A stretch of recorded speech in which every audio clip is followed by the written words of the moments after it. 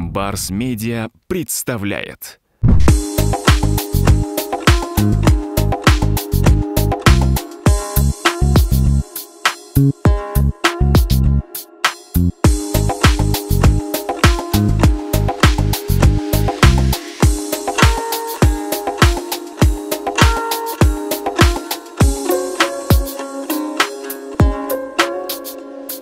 Говорить, вот, что я хочу вылечить коронавирус, немножко неправильно, наверное, потому что здесь идет такое косвенное спасение от коронавируса тем, что мы излечиваем хронические болезни. Я занимаюсь этой проблемой несколько лет, и сегодня эти хронические болезни все более в поколениях увеличиваются, потому что есть свойство организма их накапливать и передавать. Мы сегодня имеем уже старческие болезни Альцгеймера, Паркинсона, уже с 45-50 лет, да, сначала человек забывает, человек устает. Но самое главное для нас сейчас что, да? Выжить от коронавируса каким способом? Как только мы прекратим есть 3 пищевых яда, это научное открытие новейшее последних 10, 15, 20 лет, потому что мы говорим о 3 новейших открытиях. Я их собрала в комплекс и говорю, что надо только в комплексе, потому что если мы сконцентрируемся на одном, как это делается в мире, то будут поломки с другого и профанируется вот этот первый. Поэтому мы делаем комплекс. Официальная медицина с самого начала, не с самого начала, пошла не по тому пути. Она стала гасить сигналы, гасить симптомы. Но всегда были люди, которые... Им было интересно, а что, почему, как. Значит, что получается? Мы именно причину убираем. Грустная, конечно, тема, что это оказались национальные любимые продукты всего народа мирового. Но особенно вот у кыргызстанцев это прямо вот с таким национальной гордостью. Да, мы мясоеды. Пшеница наш священный продукт. То, что они завалили нас просто. Продукции разнообразные, да, пшеничные. И мы, получается, заходим в магазин, и мы ничего больше покупаем, и едим, и заболеваем, и все больше умираем. А сегодня от коронавируса появилось сведения, что может остаться 17%, я не буду на этом настаиваться, всего человечества, да, но есть уже такое. И я со стороны того, что накапливается, ухудшается, состояние ухудшается, я могу сказать, что да, вполне возможно. Смотрите, вот я называю снова пшеницу. Сегодня пшеница выступает главным. Почему? Оно действует, вот как этот микроб залез в зерно пшеницы, а сейчас вывели селекционные виды, где 80% от этого белка, яда, да, он наелся, он там кайфует, да, и он умирает. Он там пожил и умирает. Мы сегодня стали так много есть, нам удобно, там цена устраивает, да. Мы тоже как эти микробы. Мы получаем по базе эндокринной системы. А эндокринная система – это главное, это вот ферзь, это королева организма, которая сейчас просто вот находится в застенках, в наручниках, в тисках, она умирает. Как только мы убираем глютен, который на нее именно действует, да, химическим способом, там интересный способ, я сейчас не буду, вот кто хочет, мы как-то опубликуем, каким способом это получается. Ну ладно, кратко скажу, она похожа по строению ее ткани на этот глютен. И иммунная система не распознает и начинает бить по вот этим 9 железам. Да? Начиная с гипофиза, поджелудочная щитовидка, вот это вот все она бьет. Мы получаем все хронические болезни по вот этим вот статьям, да? Вот.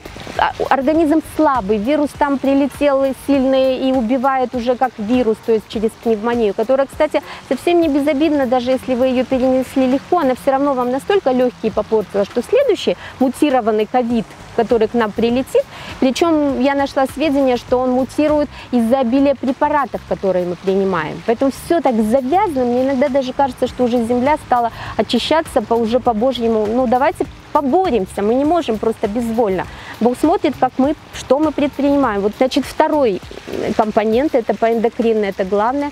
Второй компонент – животные белки. Очень жаль мне, я вам говорить, что вам придется отказаться, да, от мяса молочного, яиц, рыбы, птицы. Но значит, эта наука действует уже несколько лет за рубежом, и подтянулись и люди инициативные, которых много, да, вот эта вот протестантская среда, и Китай, и Япония, они же очень вот такие креативные, инициативные. И, кстати, кыргызы тоже, вот тут свои есть методы интересные, которые мы применим обязательно. Значит, они выработали такую политику еды, что вот я, например, где-то даже писала, да, что человек оказывается в раю через какое-то время. Он получает огромное удовольствие от новой еды. Ему надо только сделать первый шаг, решиться, сказать: да, давайте я попробую. Давайте, а я говорю, ставьте на стол новые блюда просто. Сдвигайте чуть-чуть. А потом он скажет: ой, да это же великолепно. Ну все же любят жареная картошка, а шлямфу, там какие-нибудь корейские салаты, какой-нибудь. Понимаете, это все вот заменяет, а тем более, когда он укрепляется в теории, что вот это вот действительно яд, и мы ему открываем механизмы, например, как действуют животные белки, и молочное, и все. Они воспаляют ткани. Все ткани, поэтому мы имеем воспаление. У нас откуда все гастриты, ЖКТ?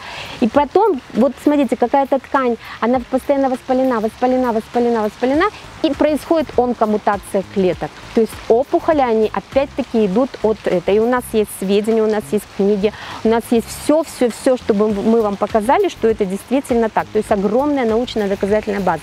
Третий, он немножко, ну хотя тоже о нем надо сказать, он уже идет последствия вот этих двух, то есть кишечник, который живот, жизнь, да, в переводе, например, действительно в кишечнике это очень важная вот эта история, вот этих всасывания вот этой всей еды, она получается нарушена, она дырявая, она ветхая, сосочки стертые, происходит старение уже только потому, что вы, что бы вы ни ели, у вас не всасывается, да, плюс то, что вот этот ветхий кишечник, у нас живут очень много бактерий. Их не назовешь даже ни плохими, ни хорошими. Есть вот хорошие там защитные, а есть такие, даже та же кандида, которую пытаются, а она живет так спокойно. Но когда вот это становится дырявыми, они идут напролом через эти дыры, идут в мозг, и наука подтверждает, что бактерии живут в мозге, да, они даже вот этот гематоэнцефалический барьер проходят, это все тоже я знаю, в смысле и литература подтверждает, они живут, и продукты жизнедеятельности нас усыпляют, это аутизм, это ранние старческие болезни, Паркинсон, Альцгеймер. То есть нам надо, есть способ, чтобы не кормить этих бактерий, а кормить их конкурентов, и они их опять загонят. Сейчас я, вот я сейчас пожаловаться хочу. То есть я действую там, как говорят, так и действую. С марта уже отправила 2 официальных письма в Минздрав. Что они ответили? У нас старые стандарты, ну им то ли им лень, то ли они имеют откаты там, да, от вот этих вот препаратов и БАДов, отказались, да. Я пошла к омбудсмену, написала заявление, прошла уже к заместителю, говорю, давайте правительству, зачем вы его ругаете, когда оно не знает вот этого, да, когда вы все сами тормозите. Сейчас пришла подтвердить, они тоже отказали, говорят, а мы этого не делаем, мы там надо вот вам, чтобы горло резали, тогда мы подтянемся, да.